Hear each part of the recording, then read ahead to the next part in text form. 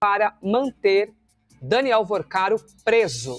Informação desta sexta-feira, às 11 horas 48 minutos, dia 13 de março de 2026, acabou de ocorrer mais um voto plenário virtual. Nós temos, portanto, agora o voto de Nunes Marques, ministro do Supremo, acaba de votar pela manutenção. Portanto, temos agora já formada a maioria e Daniel Vorcaro terá de permanecer preso.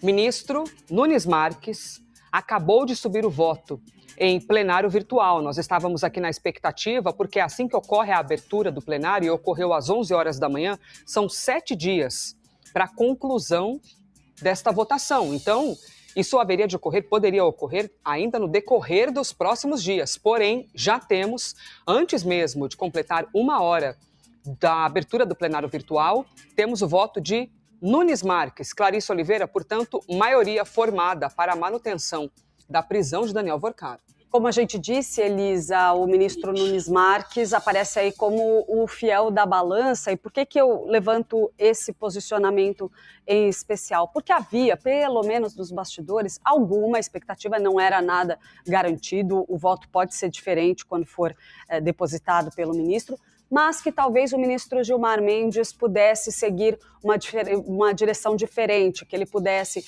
votar pela revogação da prisão preventiva de Daniel Vorcaro por conta das manifestações que ele fez, por exemplo, a respeito dos vazamentos de mensagens relacionadas, mencionando a noiva de Daniel Vorcaro, falou da exposição que isso significou para ela, e ali fez uma crítica que foi entendida como geral à investigação e à condução desse processo até agora. Então havia alguma expectativa de que isso pudesse vir. Se Nunes Marques tivesse vindo agora com um voto divergente de Luiz Fux e do ministro André Mendonça, ali já ficaria a especulação sobre um possível empate.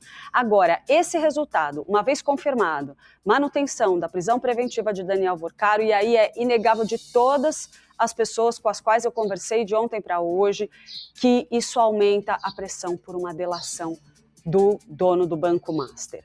A gente tem trazido aqui em primeira mão um monte de informação de bastidores sobre como a ideia de uma colaboração está sendo trabalhada pouco a pouco, de maneira muito discreta, pelos advogados do dono do Banco Master e pelos órgãos responsáveis pela investigação. Já teve consulta informal feita, inclusive, à Procuradoria-Geral da República, à Polícia Federal. Só que, claro, publicamente não é do interesse de ninguém expor isso, até porque a negociação de uma colaboração premiada, ela vem dentro da premissa de um sigilo, durante esse processo, inclusive, de articulação, esse processo inicial de definição.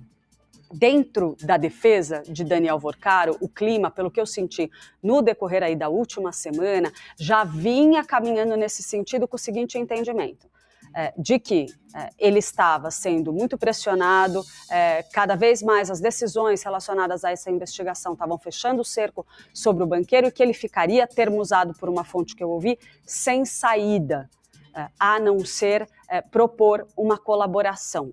Agora, a colaboração tem que vir, sim, é claro, com informações relevantes para o inquérito todo que está sendo conduzido. Afinal de contas, ele é tido ali como uma cabeça desse esquema de fraude no Banco Master. Então, ele tem que delatar alguém que tenha mais relevância do que ele nesse esquema. Só que o tamanho da rede de influência de Daniel Vorcaro na política está evidente, está expressa desde os primeiros minutos desse episódio. A gente trouxe, né, Elisa? Eu lembro que eu estava em Brasília, a Isabel Mega está aqui comigo, vai lembrar também que a gente estava juntas no estúdio quando estourou aquela primeira prisão de Daniel Vorcaro, e a primeira coisa que as fontes que a gente ouviu naquele dia, de manhã cedinho, às 6, 7 horas da manhã, era: vamos preparar o terreno, porque esse episódio vai sim se espalhar pela política nacional. As ramificações dele são muito grandes por conta de toda a rede de influência de Daniel Vorcaro, que, como a gente tem mostrado, passa pelo pelo Centrão, muitos agentes do Centrão vinculados diretamente ao banqueiro, tem conexões no campo da direita, com o cunhado dele, inclusive como um dos grandes doadores de campanha de Jair Bolsonaro, de Tarcísio de Freitas.